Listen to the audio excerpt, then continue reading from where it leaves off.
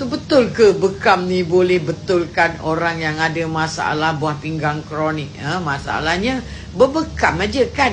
Kita cucuk, keluar darah keluar. So what? Okay, so what? Jadi Dr. Ju pun sangat skeptikal pasal bekam ni.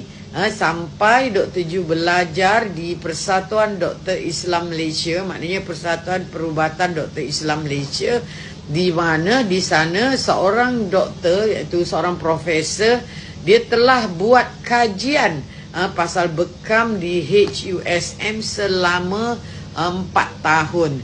Selama 4 tahun. Jadi daripada dia tahu bekam itu adalah, maknanya bekam tu adalah sunnah. Bekam tu sunnah Nabi. Ada hadis-hadis sahih yang menyatakan Nabi berbekam. Tapi Dr. Ju kan, imagine lah doktor nak buat bekam, macam something yang odd. Kita tak pernah pun diajar pasal bekam kan. Jadi Dr. Ju pun belajarlah bekam dengan Profesor Aziz. Masa tu belajar satu kelas beratus orang. Kita tengok sebenarnya apa sebenarnya yang berlaku. Jadi dengan berbekam kita buat bekam secara klinikal, secara klinikal. Maknanya cupnya tu kita, kalau Dr. Ju punya company, kita orang pakai cup, pakai buang.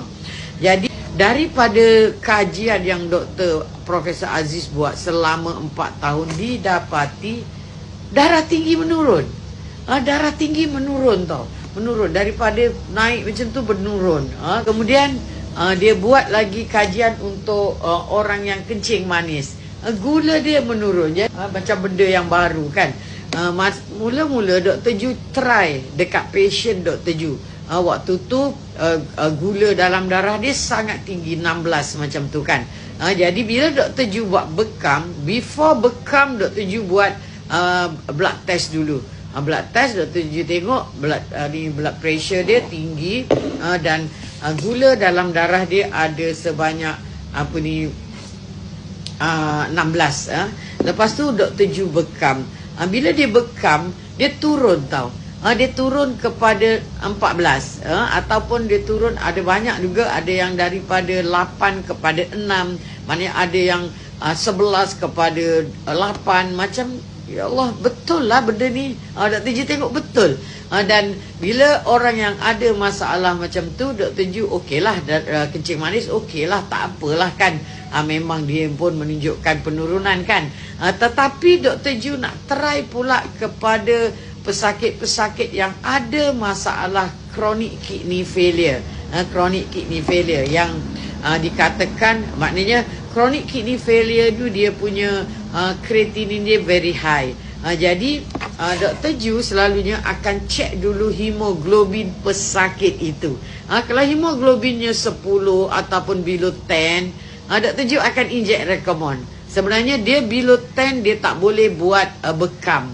Jadi Dr. Ju pun cek dulu blood dia. Kalau blood dia more than 10, Dr. Ju bekamkan.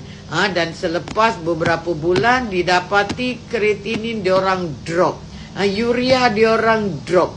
Dr. Ju sangat-sangat suka perubahan ini.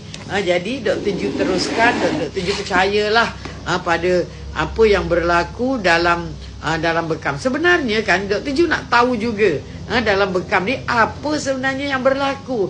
Kenapa gula boleh drop, kenapa BP boleh drop, kenapa kreatinin boleh drop, kenapa urea boleh drop, even kolesterol pun boleh drop. Sebenarnya apa yang berlaku dengan berbekam adalah, bekam ni sebenarnya dia ada 25 teori. Banyak sangat teori, tetapi semuanya hanya tinggal teori. Diorang buat kajian, masih tak jumpa lagi puncanya.